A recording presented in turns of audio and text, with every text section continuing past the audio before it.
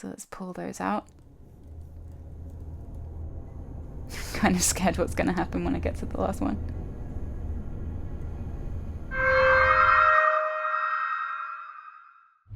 Hey everyone! Before I get into the patch notes and show you the latest deliveries to my dwelling in Kingdom Death Simulator, I want to tell you about my plans for covering the Gambler's Chest on this channel. I live in the UK, so I'm expecting to receive it in a couple of weeks, and here is what I will and won't be doing once I get it. Stuff I will do. As soon as the Gambler's Chest arrives, I'm gonna unbox it, and I'll film that unboxing and upload it pretty much immediately to the channel. Right after that, I'm going to build some of the models, like monsters and maybe some of the survivors, and start a campaign with the gals that I play with normally, and I will probably record a bunch of footage of us playing and use that in the subsequent videos. In those videos, I'll be recapping my group's play sessions with the Gambler's Chest, telling you what happened in the sessions, and our general thoughts and impressions as we get to know all of the new monsters, systems, and gear in the Gambler's Chest. Stuff that I won't do. Day 1 spoilers. Me and my group have always played Kingdom Death completely blind, not looking at any story events ahead of time, any monster cards, or any gear cards until we've created them. So I will be avoiding spoiling anything story or game content related, except maybe 1 or 2 cards here and there as we're unboxing things, if we can't avoid seeing them. I think there are some surprises in the Gambler's Chest. Depending on what they look like, I'll show them if they're unavoidable during unboxing, and if they're kind of hidden away, then I guess we'll get to them when I discover them. I also won't be doing any analysis of the balance and strategy and tactics of the new gear beyond just what we can figure out in our first couple of sessions. As you can probably tell from some of my videos, I'm not all that good at the game, and so there are other channels that will do that stuff way better than I could. I really want to resist the urge to kind of chomp through all of the story and gameplay stuff immediately for making videos. I just want to enjoy it just like I have all the rest of Kingdom Death over the years, and I can't wait to share my experiences with you as I discover it all. So with all that said, let's have a look at the notes for this patch to Kingdom Death Simulator. So this is patch 0.1.130, and as you may know, I always like to go through the patch notes for each new patch and see what's changed and what's been added. And in this case, there's been a few things that are of interest, and the most exciting part is that the Dragon King expansion has been delivered to all Master Key dwellers, so we will take a look at that in just a moment.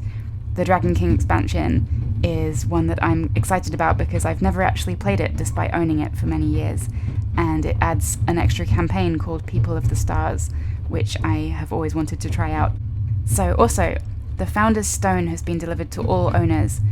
This is something that you could buy when the Kingdom Death Simulator was very first released to the Kingdom Death shop, and I bought one, so we will have a look at that in the dwelling. And keys have been delivered to all key owners, so when the simulator first went up for sale, you could buy a dwelling key or a master dwelling key, and I think they're now represented in the dwelling, so that's cool too. Significantly optimized performance of the game client is always great news. Added 2 missing Spider Silk armor kit survivors to the Spidiculous expansion. In the previous patch, I think they added some more Gorm survivors, and it looks like there's now going to be 4 Spidiculous survivors as well, so that's cool. You can now change the facing of cards in a deck during deck inspection, and the Stone Cloud, which is a way that you can store your settlement record sheets and back them up between sessions in the simulator, now supports People of the Stars and can be edited online. I haven't actually shown the Stone Cloud, but I will do in a future video. You can now draw cards with explicit facing without having to just use the 1 or E keys to do that. You can do it with the context menu now. And the showdown presets have been improved, and they add terrain tiles, monsters, and assign survivors automatically based on the rules of the showdown, which is really cool and saves some time. Item names now appear on hover when needed to allow for easier lookup, and expansions can be boxed directly into the game room instead of into your inventory now. And now when you reset your dwelling, it will rebox all your expansions, and some bug fixes for things that I haven't seen. Hello, Future Awful here. I'm releasing this video just before Gen Con, and we heard about some future additions to the sim in a newsletter email that came out about the event. Automatic hunt setups and settlement phase setups are currently in development. I think that will be good news for people that play solo. UX version 2.0 is currently in design and concepting stages. Poots is taking some time to add his graphic design powers to the sim and improve the default UX for interfacing with the game and its many assets. I'm very interested in that because I would love to see more of Kingdom Death's signature illustrations and art style added to the sim. Also, keys to the sim will be on sale at Gen Con, so I wonder if they'll be available online too. Anyway, let's jump into the sim. Okay, here we go. So the first thing I notice, apart from the spooky lamp, is that, yeah, the lighting looks quite different than it did before, and things are much more bright, and there's sort of glow effects that, at least on my MacBook, look much better, and the frame rate seems pretty good too. So we have multiple purchases here. The Spidiculous and Gorm expansions are back in their box, and we opened them in previous videos, so we'll focus on the Dragon King first, and then we will see what's in these two boxes. This crate is massive. Okay, let's check it out.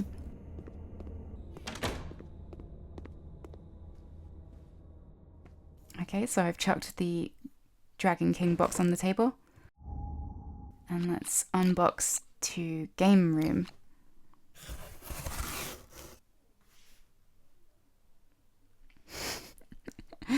Okay, the Dragon King is looking enormous, as he should be. And yeah, we can see lots of stuff in this liminal unboxing space that we go to when we open the expansions. Compared with the Gorm and Spidiculous expansion, there's just so much stuff. I guess because of these record sheets, it looks like even more, but there's also terrain and all kinds of fighting arts, hit locations, resources, dragon armor set. So yeah, let's have a look at some of the stuff. So it looks like the record sheets go straight to your inventory, and I'm not going to look too closely at those because I don't want to spoil anything. Hopefully in a future campaign on the channel, we will check out People of the Stars. I would really like to do that once the ongoing campaign on my channel ends in bloodshed and misery like the previous one did. The Dragon King is looking magnificent here, even compared to the Phoenix, who is pretty big.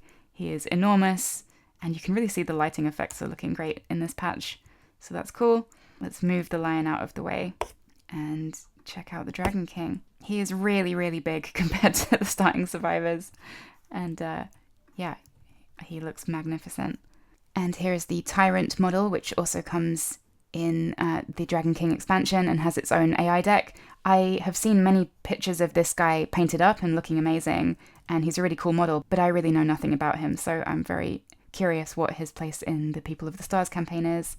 And I count 3 Dragon King armor survivors who look absolutely incredible. One thing I do know about the Dragon King expansion, which hopefully isn't too much of a spoiler, is that it comes with a new weapon type, and that's these scythes. And yeah, scythes are extremely cool, so I'm very excited to see those eventually. And yeah, the Dragon King armor just looks amazing. So yeah, very cool. As you can see here in the box, when you unbox an expansion, it automatically places everything, all the cards that you need in the box. So you can see the Dragon King and Tyrant decks over here, and the Dragon King gear. And the rulebook is over here on the shelf. And there is the inside cover art. I guess once we've been through the Butcher fight and the Spidiculous fight coming up in my current campaign on the channel, I guess he's going to be our next quarry after that. So I really look forward to that. I'm sure we will get whomped. Let's go on to the other 2 boxes that are in the hallway. I have gone through and checked all of these doors like I do every patch, and it looks like it's the same as the previous patch.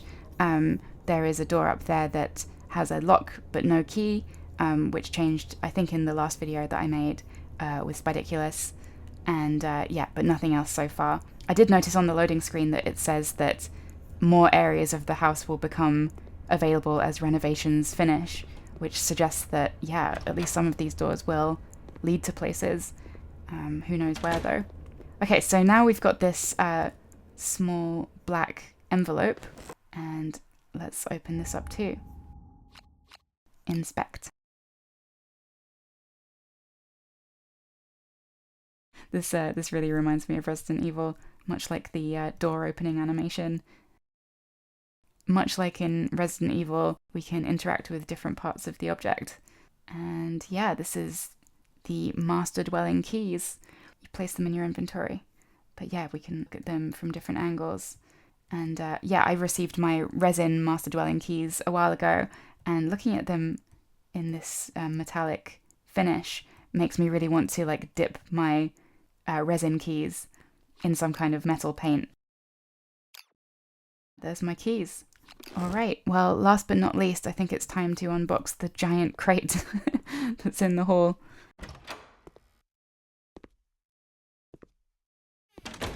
Hopefully that's what it will feel like when I receive the gambler's chest finally.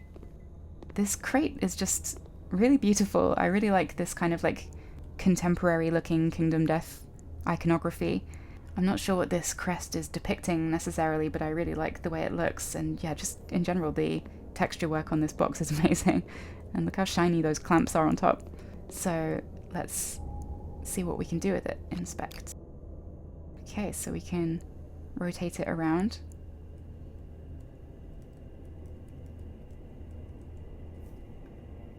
Doesn't look like we can click on it. Ah, I see. There are little... looks like these bolts up at the top can be interacted with. So let's pull those out. Kind of scared what's going to happen when I get to the last one.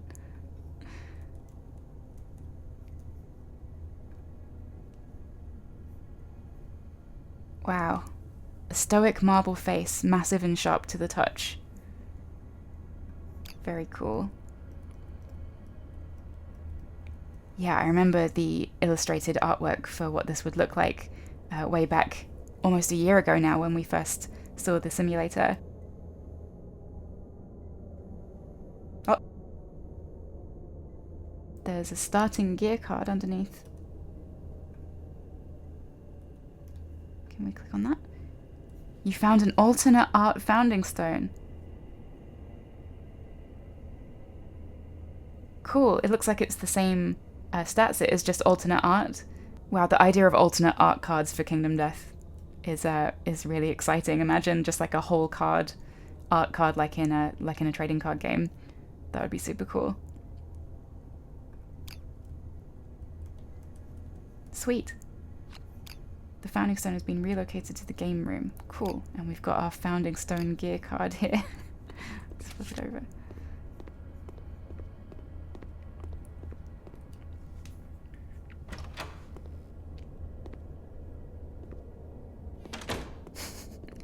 Okay, so the founding stone is over there in the corner like a sleep paralysis demon.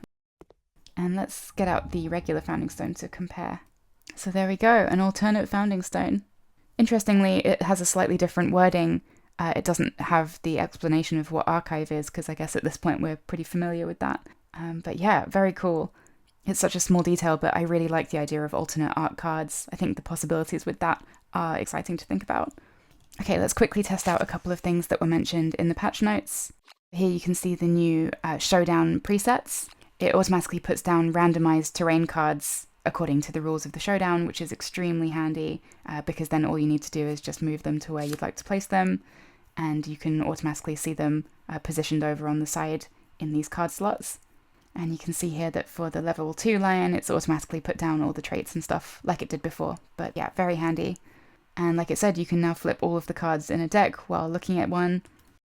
The patch notes also mentioned some mouse over behavior for auto-completed cards, but I can't see what's changed about that. I do notice that now when you click on a text field, it automatically zooms in closer. It's sort of useful in principle, but I find myself zooming back out all the time whenever it does it, so I'm not sure if I just need to get used to it. For me, the biggest improvement in this patch is the lighting. With the lights down low, the game looks really eerie. Thanks for watching, and if you're waiting for a gambler's chest, I hope it arrives soon. And if not, then I have another video coming soon that I've been working on to tide us over until then. See you next time.